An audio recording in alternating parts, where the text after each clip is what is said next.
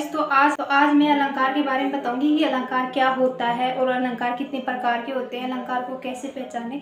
जो भी एग्जाम हो, चाहे यूपीएससी से लेकर 6 क्लास तक, वो सभी इस क्लास को देख सकते हैं क्योंकि अलंकार बहुत ही जरूरी होता है। अलंकार को बहुत ही शॉर्ट ट्रिक से मैं समझाऊंगी और ये टॉपिक है बहुत ही अच्छा।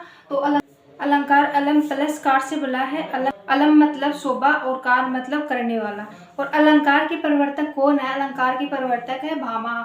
तो आज हम अलंकार के भेद देखेंगे, अलंकार कितने प्रकार का होता है और अलंकार के भेद में कैसे पहचाने कौन सा अलंकार है। तो अलंकार के होते हैं 2 भेद। अलंकार के 2 भेद कौन से हैं? शब्द अलंकार और अर्थालंकार। शब्द अलंकार, शब्द अलंकार के भेद कैसे पहचाने कि कौन से शब्द अलंकार के भेद है।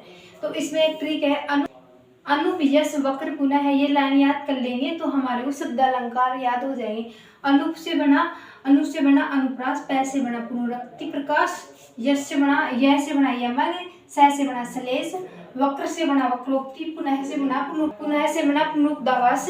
ऐसे हम अलंकार के भेद देख लेंगे, ऐसे हम शब्द अलंकार के भेद देख लेंगे। शब्द अलंकार के भेद है।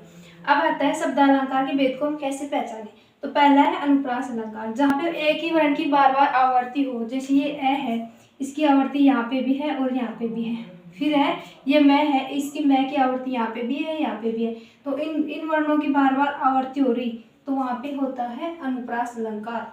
वर्णों की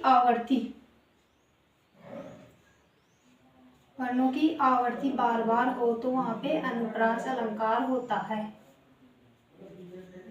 फिर है यमक अलंकार। यमक अलंकार में है उदाहरण सजना है, सजना के लिए।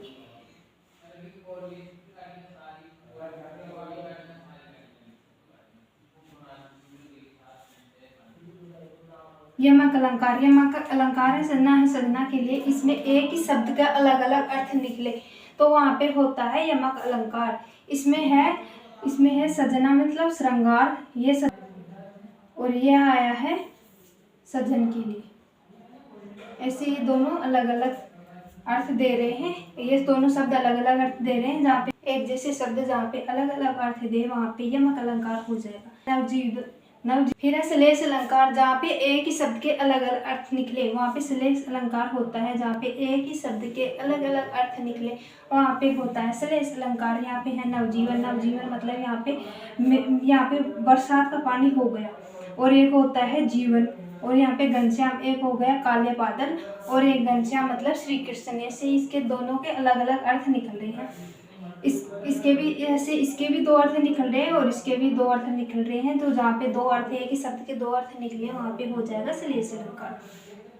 फिर है वक्रोक्ति अलंकार का उदाहरण है कौन द्वार पर, हरि मैं राधे, क्या वानर का काम यहाँ। वक्रोक्ति जब किसी व्यक्ति के एक अर्थ में कहे गए वाक्य का दूसरा व्यक्ति जानबूझकर अर्थ गलत निकाले तो वहां पे होएगा वक्रोक्ति अलंकार। तो इसमें उदाहरण है कौन द्वार पर, हरि मैं राधे, क्या वानर का काम यहाँ। तो राधा बोल रही है कि द्वार पर कौन है, हरि बोला मैं, श्री कृष्ण है। एक हरि का हो गया, इसका हरि का श्री कृष्ण है, लेकिन राधा ने इस हरि का गलत ही अर्थ निकाल लिया। इसने बोल दिया वानर, क्या वानर का काम यहाँ, मतलब यहाँ पे वानर का क्या काम है। तो यहाँ पे राधा ने अलग ही जानबूझकर अर्थ निकाल दिया इसका, तो यहाँ पे वक्रोक्ति अलंकार हो गया। फिर है पुनरुक्तावास अलंकार। इसमें जहाँ पे अर्थ की पुनरुक्ति दिखाई पड़े वहाँ पे होती है पुनरुक्तावास अलंकार। है दुल्हा बना बसंत। इसमें हुआ दुल्हा मतलब वर, बना मतलब तैयार हुआ, शोभित हुआ, और बनी मतलब, और इसमें बनी का अर्थ है रोहिणी और दुल्हन का अर्थ है वधू। और हम इसका दुल्हा बना का अर्थ है तो हम निकाल सकते हैं शोभित करना, मतलब बना मतलब तैयार हुआ, और एक होता है बना हम दूल्हे को बोल देते हैं, और बनी हम दुल्हन को बोल देते हैं। तो इसमें दोनों इस शब्द के 2 अर्थ निकल रहे हैं, इसके भी 2 अर्थ निकल रहे हैं। जहाँ पे 2 अर्थ है कि शब्द के निकल जाए वहाँ पे होता है पुनरुक्तावास, जहाँ पे अर्थ बार बार पुनरुक्ति हो रहा हो, वहाँ पे हो जाता है पुनरुक्तावास। ऐसे हमारे अर्थालंकार को बहुत ही शॉर्ट ट्रिक से पढ़ सकते हैं। अगर वीडियो अच्छा लगा हो तो लाइक जरूर करें।